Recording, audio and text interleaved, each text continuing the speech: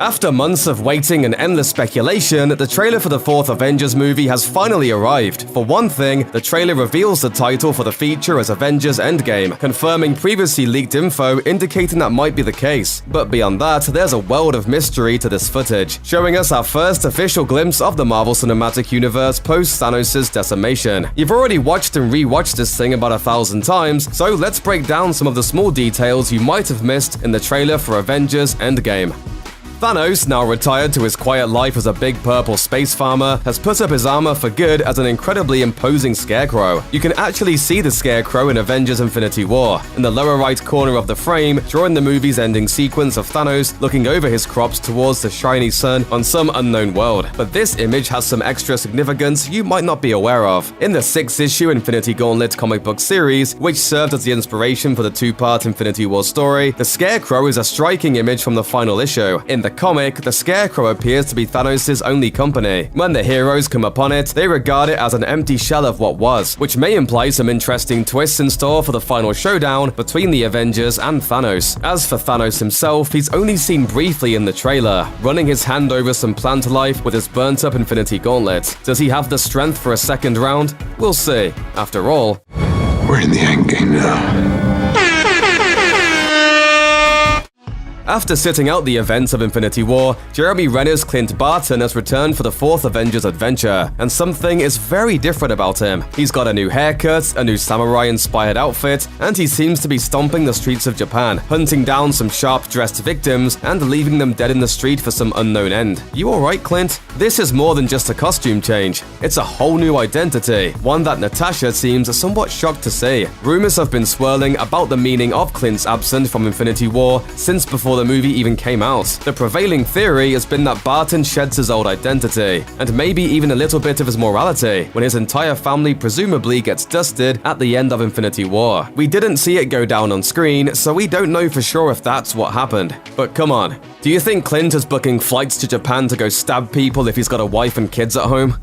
In a bittersweet twist, it looks as though Tony Stark has commandeered the newest vessel of the Guardians of the Galaxy, the Benatar, which took the place of the Milano after its destruction in Guardians of the Galaxy Volume 2. Of course, not all is as bleak as it first appears. For one, Tony does not seem to be alone on this sad, doomed trip across the universe. It looks like Nebula is there with him, hitching a ride after her ship was destroyed during her showdown with Thanos on Titan. Her blue fingers can be seen on someone's shoulder, probably Tony's. Considering she's more robot than mortal being at this point, thanks to Thanos' tinkering, it's possible that the lack of oxygen and food on the ship isn't as big a deal to her as it is to Tony. For months and months, rumors have swirled about the Avengers going back in time to undo the destruction Thanos has caused, a theory supported by leaks indicating that the production was rebuilding sets from older movies. It's hard to think of any other reason why Cap would be looking down at a photo of Peggy with such significance, unless he was about to go and find her for some reason. Other set leaks have indicated that the movie may have built a new set for Camp Lehigh, the boot camp in Captain America: The First Avenger, where a pre-super serum Steve Rogers first proved his worth. The base, located in New Jersey, was also visited in the modern era in Captain America: The Winter Soldier, and more importantly, it was destroyed. So if the movie is taking us to Camp Lehigh as the leaks suggest, then it's probably not going to be in the present day, and that would explain Cap going back to his outfit from the Winter Soldier. Sort of like when Star Trek characters have to go back in time and try their best to blend in so as to not screw up the time stream.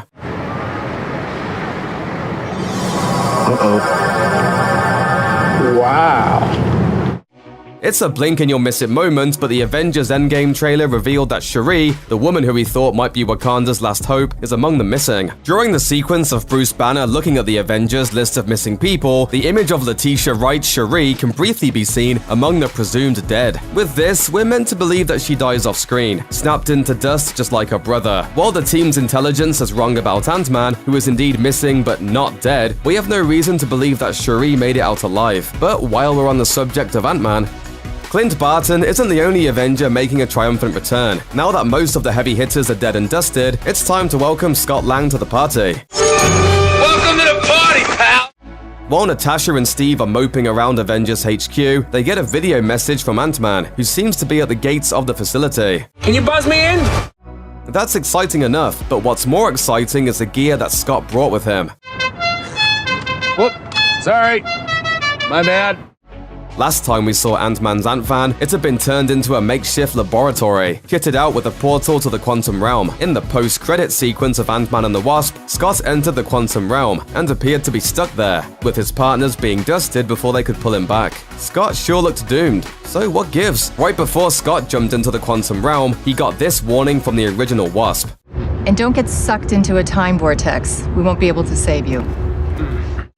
It seems pretty possible that Scott used a vortex to exit the realm, depositing himself in the future, and now he's brought the time travel tech to Avengers HQ.